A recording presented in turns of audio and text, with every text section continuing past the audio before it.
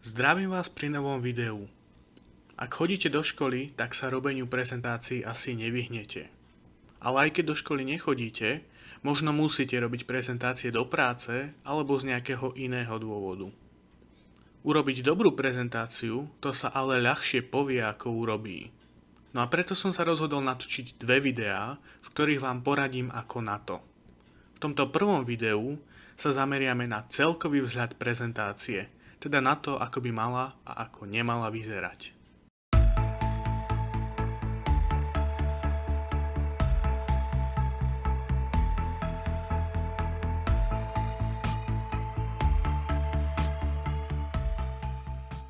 Prvou vecou, o ktorej budeme hovoriť, je ako vybrať správnu tapetu.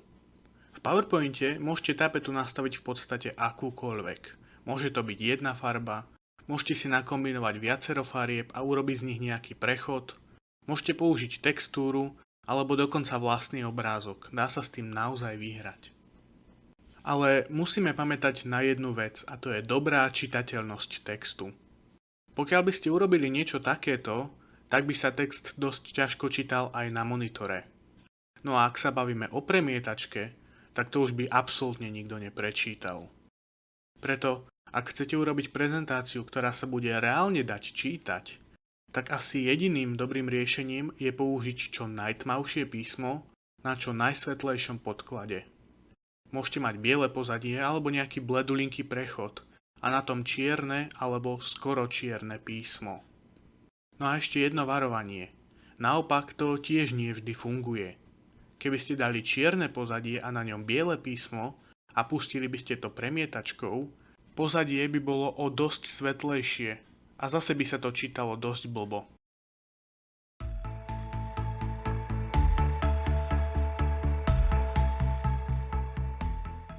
No a tým sa dostávame k písmu. Už sme si povedali, že by malo kontrastovať, aby sa dalo dobre čítať. Na to je ale ešte potrebná dostatočná veľkosť. Osobne by som odporučil vždy minimálne veľkosť 25. Ale pokiaľ sa dá, tak choďte až na 40. Tu už naozaj dobre vidieť aj z väčšej diaľky. Ďalšou dôležitou vecou je vybrať ten správny font, alebo ak chcete, typ písma. Tých je na výber naozaj veľa. Ale lepšie je vyhnúť sa kadejakým divným a vzorovaným fontom. Môžu vyzerať elegantne, ale jednak sa niekedy ťažko čítajú a jednak nepodporujú veľakrát dĺžne a mäkčenie, takže potom by to vyzeralo nejako takto. Pokiaľ chcete písmu trochu dodať nejaký štýl, tak najlepšie sú na to nadpisy. Tie môžu byť farebnejšie, keď sú väčšie a dajú sa dobre čítať. Ale to je dôležité, že stále musia byť jasne viditeľné.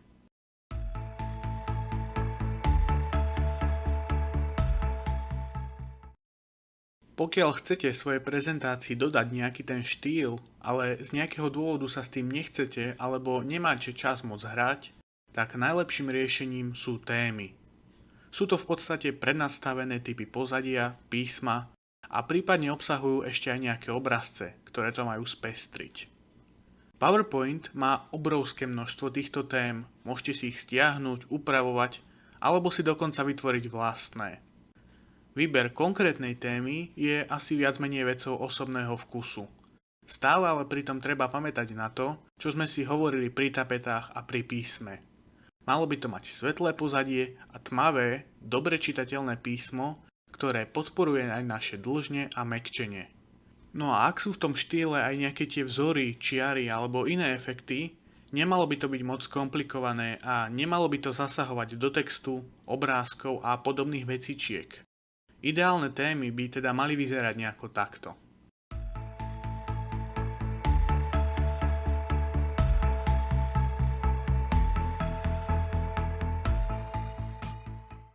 No a teraz čo sa týka tých obrázkov a podobných vecičiek.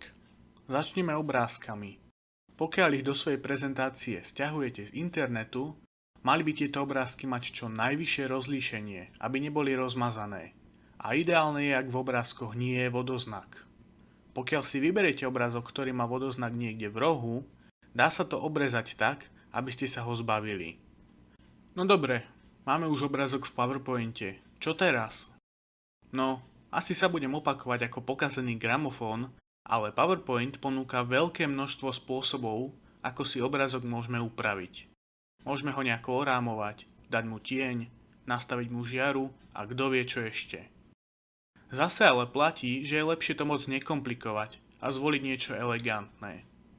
Osobne v prezentácii najradšej používam efekt mäkkých okrajov, lebo je to také elegantné, ako by obrázok vystupoval z toho pozadia, ale zároveň bol jeho súčasťou. To je len môj osobný tip, ale myslím si, že tým nič nepokazíte. Čo sa týka takých vecí ako grafy a tabulky, tak tam si tiež môžete nastaviť, čo len sa vám zachce, ale do toho by som sa radšej ani moc nepúšťal. Pokiaľ ide o grafy, tak tam to vie PowerPoint urobiť dosť dobre a asi som to ani nikdy nemusel nejako dodatočne upravovať, čo sa dizajnu týka. No a pokiaľ ide o tabulky, tak tie som skôr ešte zjednodušoval, lebo PowerPoint ich robí také kadejaké a ja som ich upravoval skôr na štýl Excelu.